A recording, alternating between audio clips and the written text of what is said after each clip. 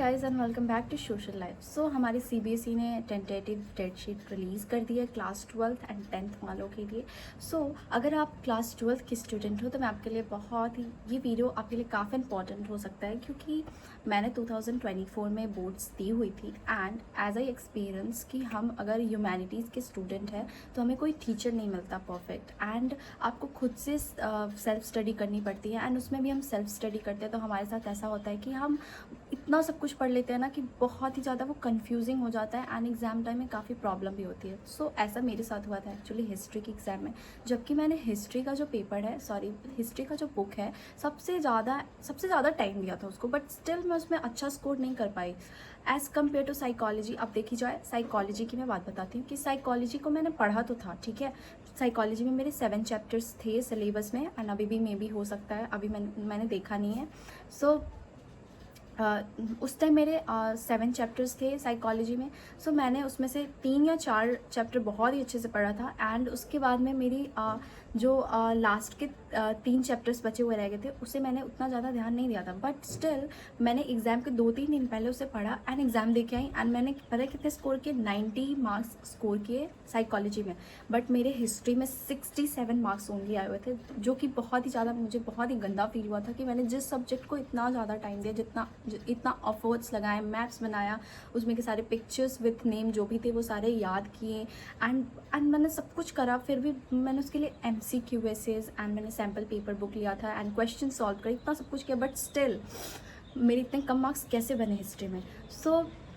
मैंने उसमें कुछ गलतियाँ की थी जो मैं अभी बताना चाहूँगी आप लोगों को।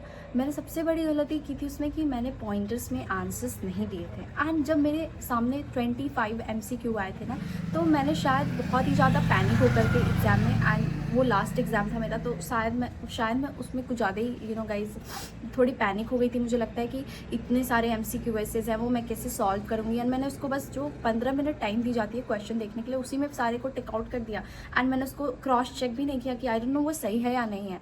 एंड ये सबसे बड़ी गलती की थी मैंने। मुझे पता है कि मेरे मार्क्स MCQ में काफ़ी सारे कटे हुए थे एंड प्लस मैंने जो शॉर्ट एंड लॉन्ग आंसर्स दिए हुए थे उसको सारे पैरा में लिखा था, जो कि मैंने बहुत ही बड़ी गलती करी थी। अब मुझे रियलाइज़ होता है कि क्यों मेरे मार्क्स हिस्ट्री में नहीं बन पाए and as compare to psychology को देखा जाए तो साइकोलॉजी में मेरे 90 मार्क्स इसीलिए बने थे क्योंकि वो तो पूरा रिटन होता है, उसमें MCQ जो आए थे वो तो प्रॉपरली मैंने उसको आंसर किए थे, क्योंकि गाइस साइकोलॉजी ज़्यादा हार्ड नहीं होता, बट हमें लगता है कि वो बहुत हार्ड है क्योंकि ये बहुत ईजी होता है। अगर आप उसको अच्छे से पढ़ो तो वो आपको बहुत ही अच्छे से समझ में आएगा, उसमें कोई प्रॉब्लम नहीं होता। मैंने उसको काफ़ी अच्छे से पढ़ा हुआ था and points by point, and मैंने फ्लो चार्ट्स बना के रखी थी, शॉर्ट नोट्स बना के रखी थी, जो कि मैंने बार मैंने रिवाइज़ करी थी कि प्रीवियस ईयर क्वेश्चंस कैसे आए हुए हैं। उसके थ्रू मैंने रियलाइज़ किया था कि हाँ ये क्वेश्चन भी आ सकता है, ये क्वेश्चन भी आ सकता है, एंड मैंने गेस किया था वैसे ही हुआ।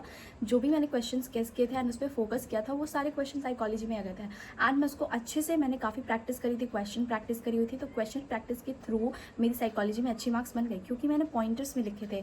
जैसे मानो आपको 6 मार्क के क्वेश्चन आते हैं तो आप तो एक पहले इंट्रो पॉइंट लिखोगे, देन 4 या 5 पॉइंट्स लिख दोगे अगर आपको पता है तो, शॉर्ट 1 2 3 4 करके, एंड देन कंक्लूजन लिख दोगे, उसमें आपके फुल मार्क्स बन जाएंगे। इससे ज़्यादा कुछ करने की ज़रूरत ही नहीं है। बट मैंने हिस्ट्री में बहुत ही गलती की कि मैंने पैरा में लिखा, उसकी वजह से मेरे पूरे मार्क्स कटे।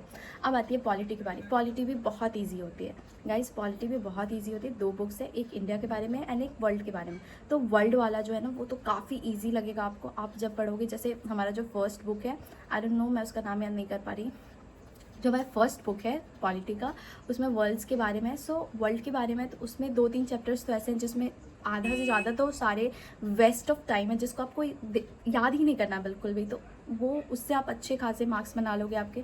सेकंड बुक में हमारी इंडिया के बारे में बताई हुई, तो इंडिया के बारे में जानने में काफ़ी इंटरेस्ट आएगा, तो आप उसको इंटरेस्ट लेके पढ़ना, बोर होके बिल्कुल भी मत पढ़ना, वरना कुछ याद नहीं होने वाला। उसके बाद कार्टून्स देखने होंगे आपको, मैप्स देखने होंगे आपको, एंड MCQs का प्रैक्टिस करना होगा। उसके लिए आप सैम्पल पेपर कुछ भी का ले सकते हो, ऑसवाल का ले सकते हो, अरिहंत का ले सकते हो। मैंने इन्हीं दोनों में से किसी के लिए अरिहंत की ली थी, किसी के लिए ऑशवाल की ली थी, एंड काफ़ी अच्छी गई मेरी एग्ज़ाम हिस्ट्री की भी।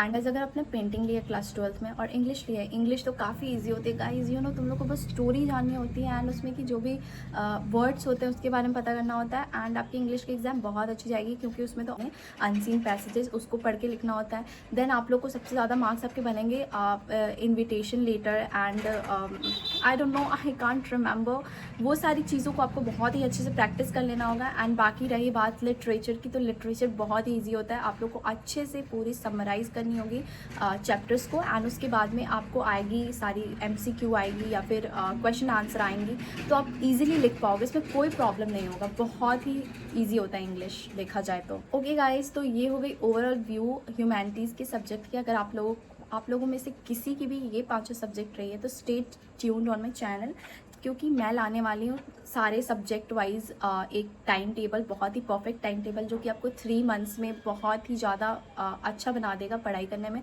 जिससे आप अपना जो भी मार्क्स लेके चल रहे हो ना वो अचीव कर पाओगे of course. So do subscribe my channel. Bye bye.